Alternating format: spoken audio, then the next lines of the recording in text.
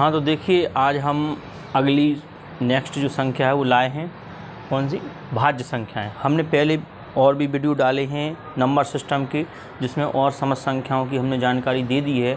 अब अगली जानकारी जो है वो आभाज्य संख्याओं की। इस वीडियो में आभाज्य संख्या देंगे और आपको जो एक और संख्या है कौन सी, वास्तविक संख्या और आपकी सह अभाज्य संख्या, ये तीन परिभाषाएं हम इस वीडियो में देंगे और आपकी इस प्रकार से आपकी मतलब संख्याओं की परिभाषाएं ख़त्म हो जाएंगी। इसके बाद हम आपको त्रिभुज की डेफिनेशन बताएंगे। तो देखें भाज्य संख्या क्या होती हैं, वे समस्त संख्याएं जो एक और स्वयं को छोड़कर, आई कोई संख्या है जैसे एक, जैसे हमने 6 ले लिया तो 6 में एक और स्वयं 6 को छोड़ देंगे।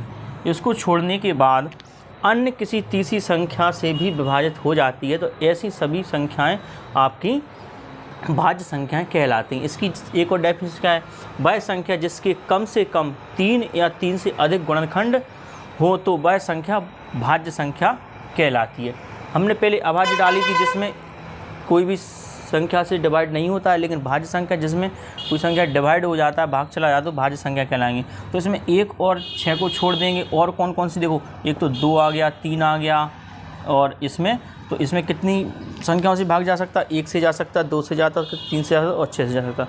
तो जिस संख्या के 3 गुणनखंड होंगे तो वो आपकी भाज्य संख्या कहलाएगी। क्लियर है, मिटा लें।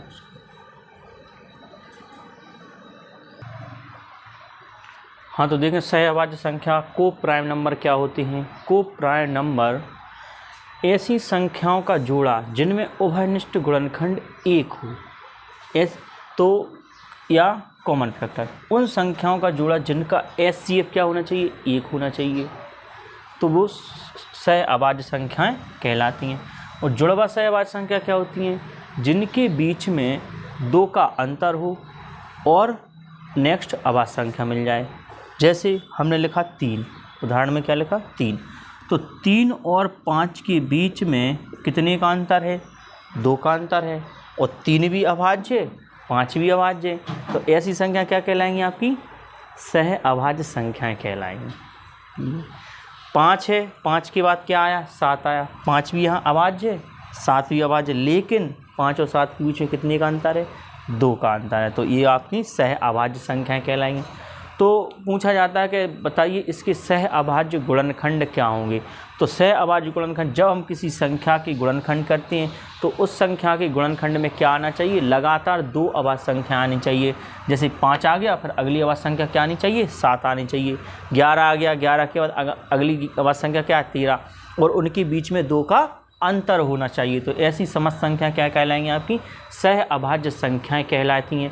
भाई अभाज्य संख्या तो सभी लोग जानते हैं, सह अभाज्य संख्या काफ़ी कम लोग जानते हैं, इनमें लोग कंफ्यूज भी रहते हैं कि सह अभाज्य संख्या को प्राइम नंबर क्या होती हैं। तो आप इसको नोट कर लीजिए, ठीक है। अब हम अगली नेक्स्ट देखते हैं, वास्तविक संख्या रियल नंबर क्या है। ये हमारी गणित की आखिरी संख्या होगी। ये हालांकि आखिरी नहीं हुई, संख्या तो और भी होती, लेकिन कक्षा 10 तक के लिए इतनी संख्याएं काफ़ी हैं। और कंप्यूटर के क्षेत्र में आपका बेस कमज़ोर है तो आप उसमें नोट कर सकते हैं। हाँ तो देखिए वास्तविक संख्या क्या होती है। वास्तविक संख्या वे समस्त संख्याएं मिलके बनती हैं, जैसे परमेय संख्या और अपरमेय संख्याएं दोनों को मिलाकर जो संख्या बनती हैं उन्हें वास्तविक संख्या कहलाती है। जैसे ऐसा समूह जिसमें परमेय संख्या और अपरमेय संख्या दोनों शामिल हों तो आपकी वास्तविक संख्याएं कहलाती हैं। तो संख्याओं का ऐसा समूह जिनमें परमेय संख्या और अपरमेय संख्याएं सम्मिलित हों।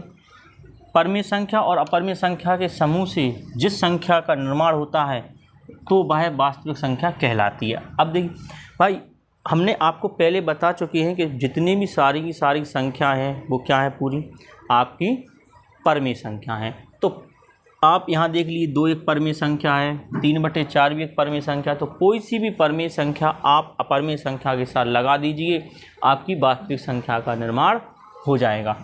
आप कुछ भी लगा दिए, 5/3 है, इसमें एक आप अपरमेय संख्या लगा दी तो ये वास्तविक संख्या बन जाएगी। तो अब इसके साथ चाहे आपकी सम संख्या लगी हो, विषम संख्या लगी हो, पूर्ण संख्या लगी हो, कोई सी भी संख्या आपकी अंडर रूट के साथ लगी हो, चाहे वो प्लस में लिखी हो, चाहे माइनस में लिखी हो, या आप गुणा में लिखी हो, भाग में लिखी हो, भाग का मतलब बटे में लिखी हो, तो ऐसी समस्त संख्या आपकी क्या कहलाएंगी, वास्तविक संख्याएं कहलाती हैं। ठीक है, वास्तविक संख्या का भी कंटिन्यू होगा। आप हमारे जो भी संख्या की परिभाषा जिसको लिखनी हो, हमारे पिछले वीडियो में जाइए, प्लेलिस्ट में जाके आप संख्याएं शुरू से लेके पूरी संख्याएं पढ़िए।